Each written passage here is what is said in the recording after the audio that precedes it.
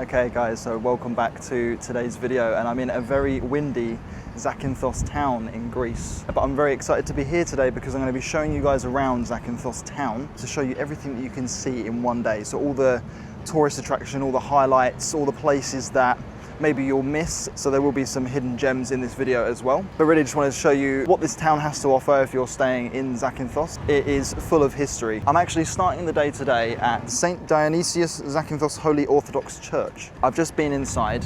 It is free to enter, and in the morning when you go in, there's something so tranquil about being in there as well. I didn't record any of the footage for privacy reasons, but you have to go in there and experience that. But after it's finished, you're free to record. You're just not allowed to use cameras or video cameras in there, so you can use your phone. But the church is actually dedicated to the patron saint Dionysius, who was known to be the protector of the island. There are relics inside as well that are kept in an ornate silver shrine, so lots of pilgrims every year go there to visit and check out the inside of the church. And the reason it's named after him is because, according to tradition, Saint Dionysius gave refuge to a man who confessed to murder, and he later discovered that the victim was his own brother. And even though he discovered that it was his brother, he actually still gave him forgiveness and helped him escape.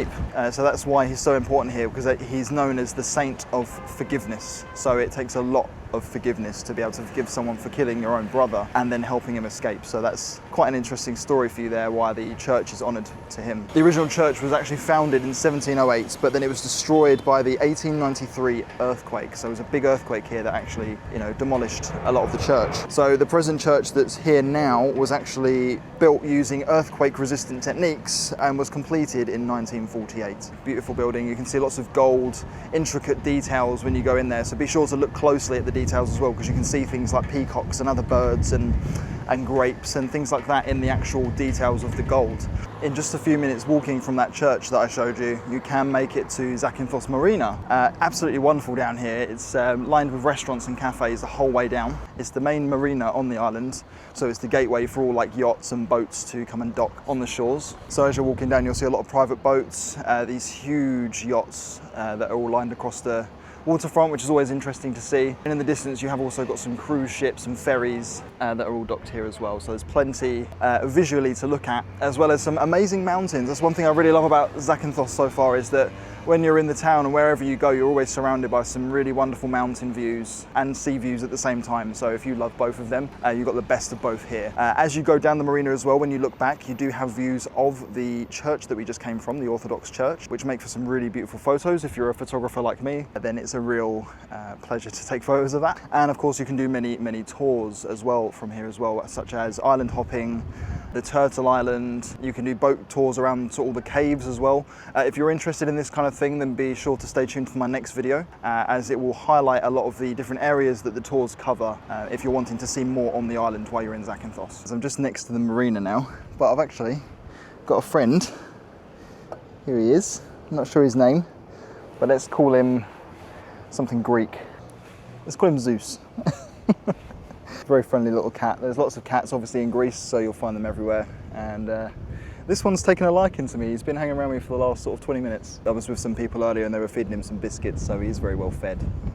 But now, where I'm sitting is actually the next destination I wanted to show you guys. This is Solomos Square. You can actually find this at the end of the marina. When you go along the marina, you eventually make it to this big open square. There's a couple of statues in the middle. There's also a church, which I'm going to be highlighting separately. But Solomos Square is actually the heart of Zakynthos Town. It's known to be the main square here. There's often, if there's ever celebrations and festivals, I think this is where they usually do it. And it was rebuilt after the original square was completely destroyed in the 1953 Ionian earthquake. So the square you see today is carefully reconstructed, made to resemble the history of Zakynthos. But around the square you'll find the Byzantine Museum, the Municipal Library and the Cultural Centre. So there is a few things around here, plus more restaurants, there's supermarkets, and most of all you have the harbour, just a 10-second walk away, so everything is around here.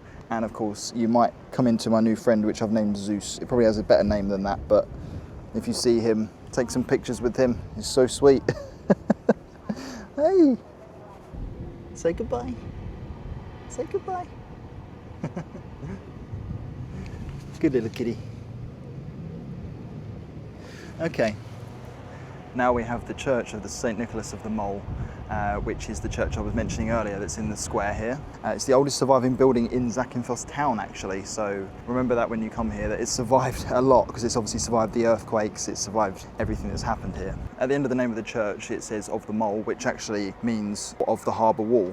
St Nicholas was the protector of the sailors, fishermen and travellers, hence his name being in the name of the church as well, which makes this church especially important on the island for the long maritime history that they have here. There is also a lot of Venetian influence within the church. Zakynthos was actually ruled by the Republic of Venice for more than 300 years. The style of it is very orthodox with subtle Venetian architecture features inside. Definitely pop your head in. Again, it's somewhere that's free to enter if you are in Zakynthos. And one additional thing to note is that when you do go in the church, you are offered a candle if you wish to place it on one of these little stands to make a wish. So you can do that, and if you want to, you can contribute by giving a donation.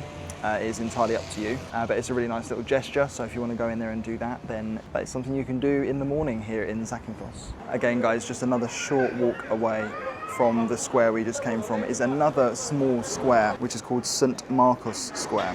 It actually used to be the main square long before Solomos Square became the main gathering place. While you're here, you can find a really small church that you can go into.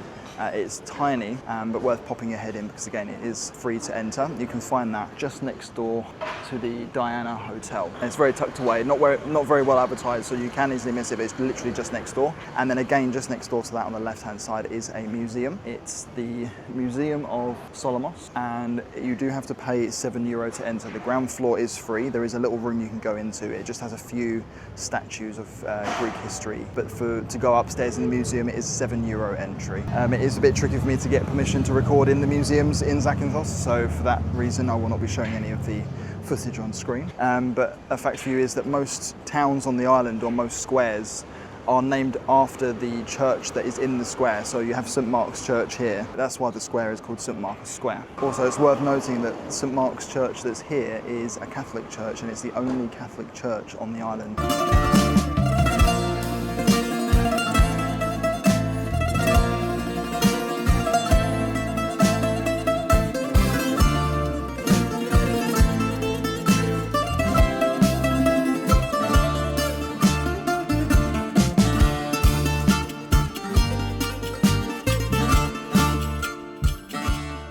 Now, just to talk a little bit about the streets you can find here in Zakynthos Town. There are many beautiful streets to walk down. As many Greek towns have, you often see all the flowers that are draped over the buildings and the beautiful trees that come down next to the buildings as well, with the beautiful white, blue and pink kind of theme. You'll see a lot of that here in Zakynthos while you're walking around, as well as, of course, multiple choices for gifts and clothes, all kinds of different souvenirs.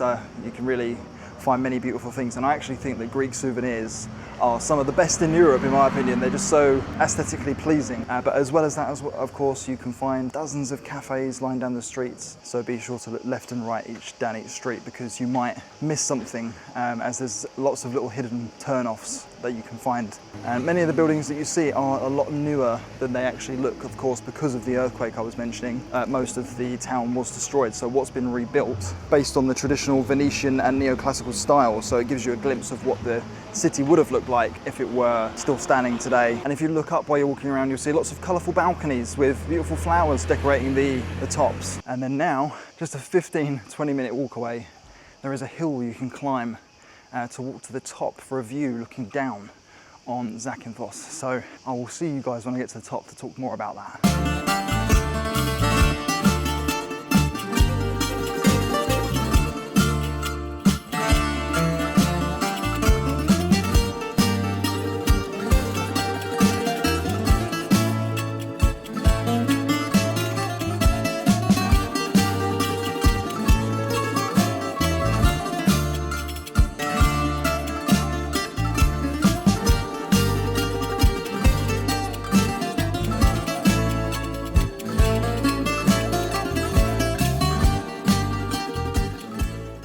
So it's quite a steep and sweaty walk up, but I've just walked up to the top of that hill, and you make it to a place called the Venetian Castle of Bahali. But before we get to that, the walk up was amazing. You see so many cool viewpoints through the trees along the way, more little churches that you'll find on the way up as well.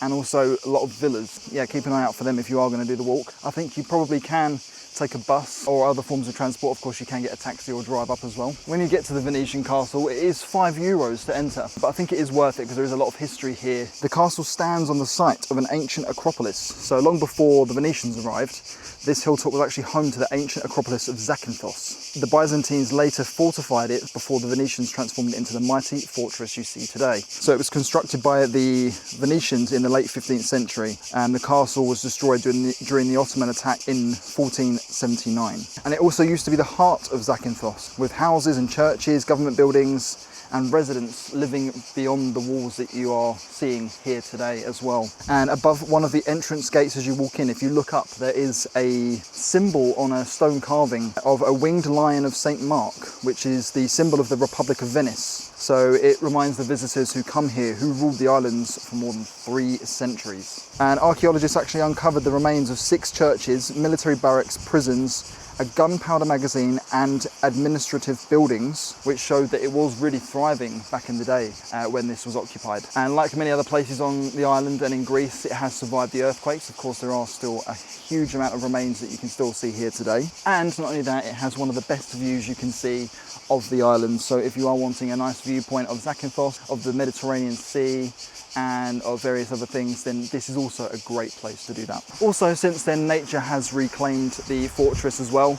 You can see many pine trees and overgrowth covering the fortified castle now as well. And I do think that this place is overlooked when you come to Zakynthos, because when you go to the town, of course, it's not obvious that there is a castle here. So you do have to walk a little bit, or like I say, travel a little bit out of the town to actually get here. But it is massively worth the journey to come up here.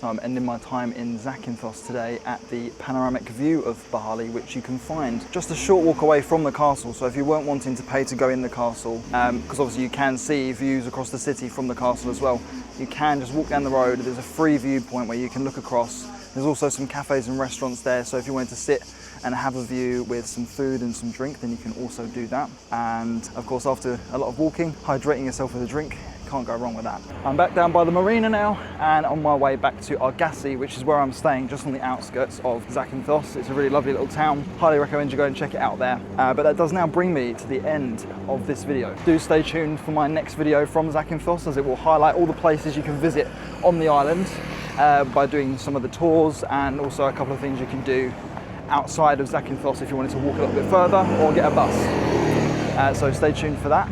But as always, guys, thank you so much for watching, and I will see you all in the next one.